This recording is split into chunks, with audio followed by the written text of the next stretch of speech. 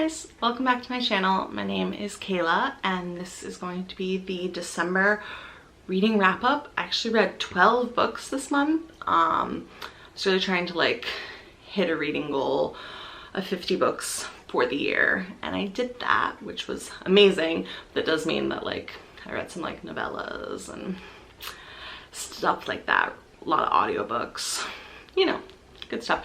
I was like finishing up my semester and basically like my reading up through about the 15th of the month was fine, but as soon as I finished that semester I like devoured everything. So very good reading month. I don't expect to have that be an average. I think my average is probably gonna be like somewhere between 6 and 10 books a month. That's what I'm kind of basing my 2023 reading goals on. So yeah, which I'll do a whole video on my 2023 goals and everything. So I'm just going to be talking about those 12 books now, kind of all over the place. So many different kinds of books. A lot of actually the same type of books. We'll get into it. I'm going to start chronologically. I meant to get like my average star rating, but I feel like this was like a really high rated month. That's all I'll say. And most of them I don't have physical books, so I'll just be like inserting pictures. The usual. Okay, so my first book was Death in the Clouds by Agatha Christie, and I rated that 4 stars, yes. And I have my laptop here with like information. I had to put my glasses on so that I could actually read what I'd written about the books, because I make little notes about the books and try and summarize them and stuff, so I can actually remember stuff. Yeah, so Death in the Clouds it takes place, basically it's a Poirot mystery. It takes place, starts on an airplane that's traveling from Paris to the London area, and basically as they begin their descent, the flight attendants are like, they find one of the passengers is dead. And at first they think there was like a wasp on the plane. At first they think that she got stung by a wasp because she has a puncture wound in her neck, but Poirot finds like a blow dart arrow and is like, she was poisoned, it's a murder. Hijinks. Is hijinks the word? You know what I mean. He does his Poirot stuff. I thought it was like really, really good. Like the characters were so interesting. It's one, I want to say it was published in maybe like 36-ish. So it's one of her, like she's been writing Poirot mysteries for a while at this point. So I feel like a lot of the characters kind of broke the usual tropes that I had started getting used to. And I thought that was really cool. And there was like the person who did it, I was like, this person did it. And then, but then the book did a really good job of like convincing me they didn't. And I love that. Like, that's so cool. And I love just like the twists and turns and the characters. And there was like courtroom scenes, which I feel like she writes really well. Yeah, I just really had a good time with it. Then I read another Poirot book. I was struggling, okay? I like needed things completely unrelated in order to cope with my semester. So I rated that a 5. It's actually my favorite Poirot mystery I've read so far. And it's just so different than all the other ones. Basically it starts where he gets like a mysterious letter from a person signed like ABC, and the letter's basically like, I'm gonna do a crime in Andover on the 21st or something, I don't remember the date. And Poirot and Hastings are just like, yikes, hope it's just like a little robbery. But Poirot has a bad feeling about it. They end up going to Andover, and this woman, like Mrs. Adler, I think, yeah, something like that, she's dead. She was like murdered in her shop, and the only thing left as like a clue is the ABC rail guides, which I didn't know what that was, but it makes sense that they had to put out these rail guides. And then Poirot keeps getting letters. There's one like someone's gonna get murdered in Bexhill, all these kind of things. And like, so it's like a serial killer, and Poirot's getting these letters and he's getting taunted and all this stuff. And I really loved it because it's like, it's genuinely like kind of scary, because it like feels like you're racing against the clock. Like you don't want anybody else to die. and it feels like it's really like up to Poirot to like stop it because he's getting these letters. And I just feel like it was a really good kind of contrast between like the traditional police work where they're like, these are the clues, this person fits like what a serial killer should be, so they're the serial killer, and then Poirot being like, but like what are the motives and what is like going on like psychologically, and that's what he really excels at.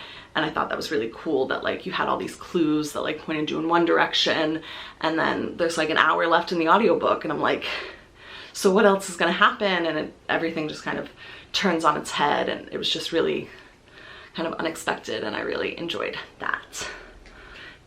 Then I read Normal People by Sally Rooney, which at this point I've talked about a bunch. Gave it 5 stars, my second favorite book of the year.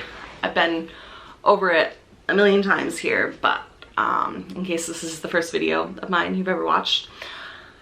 Basically it follows Connell and Marianne, who they meet in school when they're like 17 in Ireland in this small town, and it follows them through to like university in Dublin and just like their relationship to each other. And the like little description blurb says that it is a story of mutual fascination, friendship, and love, and like absolutely no plot, no quotation marks, just vibes. And I really loved it. I loved that they both kind of had like mental illness issues and like all that kind of stuff. Like she had a really difficult family, and as it kind of gets revealed, like she starts to make more sense. And then Connell, you can see he has like kind of anxiety things throughout the book, and his mental health journey that he goes on, it becomes clear that like that's where it was going. And I just feel like it deals with all of that kind of really well. And then I just love the idea of these people who will kind of always be circling each other and always come back to each other. Like there's this ambiguous ending, but you know they're gonna find their way back to each other somehow again, no matter what. And I just love that. It's just like, it's really beautiful. I am taking my glasses off though, because I feel like my little ring light, because I'm in a room that's very dark because it's a gloomy day, but my little ring light is like reflecting, and I don't need them. Then I listened to the audiobook of Book Lovers by Emily Henry. It's my second Emily Henry, and it was another one narrated by Julie Whalen. And I gave it 4 stars, which was completely unexpected. Okay, so like the main character, Nora, she's a literary agent. She's basically like in a Hallmark movie. There's always like main character goes to a small town, falls in love with a small town person, leaves their toxic city partner or whatever. And basically she was like, that's me. I'm the toxic city girl who all her boyfriends would like go find like little small town farm girls, and just kept happening over and over again. So that was her thing. So she's kind of like bitter and like love is stupid or whatever. And it's basically mostly a story about like her relationship with her sister Libby, because their mother died when Nora was like 20, and she's kind of been taking care of her in some ways. Like they're like 3 or 4 years apart. And the story really begins when Libby is pregnant and they want to go on kind of one last girls trip. So they spend a month in this town, Sunshine Falls, North Carolina, where Libby's favorite book takes place. And Libby's favorite book was actually written by one of Nora's clients. So, you know, serendipity or whatever. But they get to that town and Charlie Lastra is there, and Charlie Lastra, he's an editor at the same like literary publishing house or whatever as Nora, and like they hate each other. Like they kind of have known each other in little things or whatever, and they hate each other, but you know, enemies to lovers romance, blah blah blah. So basically the first 40% of the book I was like, I hate this. Like I read People We Meet on Vacation and I loved it. Like Friends to Lovers, I was like, that's great, that's a nice, like, it's cute. And like I just was like, the main character's unlikable. She's like hiding something from us, which I hate as like a trope when we're in their head, unless it's like vital to the plot, because it's just like, you just like, nobody's sitting there thinking like, I'm not gonna think about that really hard thing I went through. you either think about it or you don't. And especially like the reveal of it, like it happens and then there's like a second part of it that gets revealed like later, which kind of makes sense. But like, I just felt kind of like, okay, like that was your big trauma. Like your mom died. Like, isn't that a bigger trauma than the fact that like your boyfriend left you? But whatever. And then like her and like, I struggle a lot with enemies to lovers because I just feel like it's often just grown adults being mean to each other for no reason. And like, that's not really my thing. But about 40% of the way through the book that started to change. And all of a sudden, like, I was over relating to this woman and like absolutely sobbing. And it was so good. The sister relationship and the romantic relationship, there wasn't a third act drama. It was just ended up like completely surprising me, and I liked it. I lowered the rating of People We Meet on Vacation because I'm like, this is a 4-star. That book can fuck off. So absolutely recommend it. I had to charge my battery, so I hope it's not like a completely different angle or whatever now. Okay, then next I read Botanical Folk Tales of Britain and Ireland by Lisa Schnadow, which like I gave like a 4 or whatever. It's basically, it is what it says it is. It's just a collection of different like seasonal folk tales of the British Isles. I really liked the way she kind of wrote them down and just explored all sorts of things. A lot of ones you'd like kind of sort of heard of, like little leprechaun stories or whatever. And then a lot I obviously hadn't, as I was not a child growing up with those folk tales. But I just thought it was really nice. It was a little like cozy winter thing that didn't require much brain power, that kind of helped me decompress after a day of schoolwork. Then I read Death on the Nile by Agatha Christie, which I gave a 3.25, and it was probably my most disappointing read of the month, if not my most disappointing read of the year.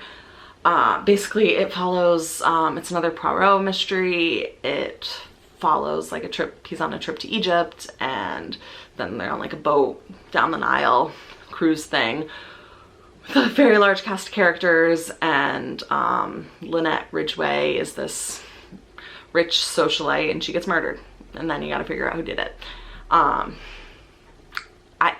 I feel like it's like, you know, like there's so many adaptations and everyone's like, this one's the best, and it was okay. Like, I felt like there were almost too many characters to the point where it was like, I was starting to get people confused. The murder, like I had kind of already figured it out before anybody even died. And then once it actually happened, I basically figured out exactly what had happened. A lot of the characters were interesting. I really liked, like Jacqueline de Belford was really, really interesting. I struggled a lot with how many offensive Egyptian stereotypes they were. Like, I know obviously it's written in the freaking 30s and that's what you're gonna deal with, but it just sucks. Like when you're in this like location, there's gonna be more than when a book takes place in England. And it just, I don't know, it just makes me uncomfortable knowing that like Agatha Christie spent a lot of time in Egypt and still had these kind of like racist ideas of the people, because they weren't presented as like a bad thing like a lot of her stuff is. It was just like facts, like these are just, you know. And then there was like a character who was like kind of had like a lot of like kind of modern ideas, a lot of like communist, a lot of like these we shouldn't be here, like trampling all over their artifacts kind of ideas. And like he said something once about like, I'd rather have had like people get treated well than have had slaves build these monuments, you know. But like he was presented as like, I can't believe he's saying these things, he's so ignorant.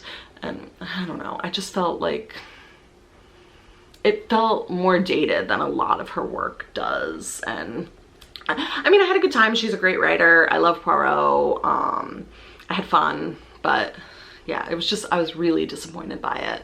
And maybe I just shouldn't go in to it with such high expectations. Like maybe that's on me, but it sucked. No, it didn't suck. It sucked to be disappointed. It was fine. It was, you know, it was fine. Then I read Final Girls by Riley Sager. I didn't pick up Normal People, but I've shown it to you so many times. Like, Final Girls, I gotta return this to the library. By Riley Sager, 4 stars. It follows Quincy, who is like the only survivor of basically a massacre that like killed all of her friends at this like cabin in the woods. And basically she kind of blocks out the whole night because of the trauma of it all, and she's been dubbed by the media like one of the final girls. There's 3 of them: Lisa, who survived a massacre at her sorority, and Sam, who was like, she worked at a hotel, and this guy called like the Sack Man did like a rampage through there, and she survived that. So the story basically begins following Quincy, and then Lisa dies. Like, she's found dead in her apartment, and Sam basically the next day shows up on Quincy's doorstep and is asking like all these questions, and Quincy's like, what the fuck is going on here?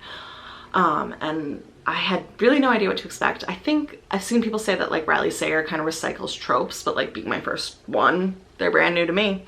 And I really loved that it dealt a lot with like the trauma of it, instead of kind of being really like a horror thriller kind of book. Like, it's really just about trauma and about repressed memories and survival and all of that. And I really found it like really interesting and really well done with all of that. And Quincy was very like complicated but strangely likable, but also a little hateable. And I just thought the way everything was kind of revealed was just really, really interesting, and I didn't see it coming, and I felt really moved by its portrayal of like the trauma, the realistic portrayal of like the trauma that all of that would cause. Then I listened to Poirot's Christmas by Agatha Christie. It was just like a nice little audiobook that basically is Christmas. It centers the Lee family, where the patriarch of the family basically invites like all his estranged children and grandchildren home for the holidays, and it basically just seems like he wants to mess with them and torture them with like inheritance. No, I'm going to change the will and everything. And then on Christmas Eve after dinner, there's this huge commotion from up in his room, and they find him dead. So Poirot ends up getting called in, kind of, he's like visiting a friend who like lives, like a detective who lives nearby. So he ends up getting involved in the whole thing, and it's basically like everyone there wants this man killed because he sucks. And there's a lot of like really interesting red herrings. It's a lot of stuff about like family and blood and all of this kind of stuff, and secrets, family secrets. I love when like Agatha Christie does like the family secret kind of stuff, and like the closed circle, locked room, all that kind of stuff. Like, it's so good. It really hits like all the things that I think she's really good at with all of that. And I just had a really fun time reading it, and it was like kind of, you know, obviously it's like a murder mystery, so it's not like happy, but I felt like it was kind of cozy. I don't know. Like, and then I read The Thursday Murder Club by Richard Osman. 5 stars, one of favorite of the year. It is set in a retirement community in southern England. Basically follows these 4 friends who meet weekly to discuss like unsolved murders and everything, calls the Thursday Murder Club. And it mostly follows Joyce, who's like the newest resident. She's a former nurse, and she's just a sweetheart. And then there's Elizabeth, who, she basically was a spy. She has like a mysterious career she can't talk about, but she was a spy. And her husband actually is like starting to develop signs of Alzheimer's. So that's really emotional. And then there's Ibrahim, who he's a retired psychiatrist, and kind of in a lot of ways like the glue that keeps the group together, because he's the only one who's really like organized and like on top of everything. And then Ron, who was a former like union worker, big into like, yeah, he's like a former union activist who is still kind of doing that activist thing, like standing up for what's right and like yelling at like retirement community meetings and all that great stuff. And basically one day one of the developers of this Cooper's Chase retirement community is murdered, and so the Thursday Murder Club is on the case, and they're working with like local law enforcement a little bit, and Elizabeth is like manipulating them. Just so fun. I feel like it's like, in a lot of ways, it like changed my perspective on so many things, on like aging and death, because it deals with like death and grief and loss and all these things. It's so beautiful and moving, and I'm like, I want friends like this when I'm 80. I really loved it. It's like, obviously the mystery is really good and really well done. I won't like discount that or anything, but I think the strength is in the characters, and that's why it's a series, because there's more. You want to keep spending time with these characters. And yeah, if you're looking for like a murder mystery that is focused like on the mystery part of it, I would definitely recommend the Thursday Murder Club. And yeah, and I think it'll give you kind of a new perspective on aging, and maybe make you nicer to your grandparents or something. I don't know. Then I read a little Kindle Unlimited book called A Very Krampus Holiday by Katie Robert. This was like kind of a joke with my sister, and then I was like, this will count towards me reading 50 books a year, right? And it was 15 pages, so I was like, great. It's like a monster fucking. It's this girl fucks Krampus. It is what it is, but she's a good writer, you know? Like, I'm excited to read books of like humans having sex with other humans written by her. I think she's like a dark romance kind of writer, which I'm dipping my toe in a little bit. I don't know. Sometimes romance novels are a little cliche, and it's nice to try something else, not Krampus. But if you want to like laugh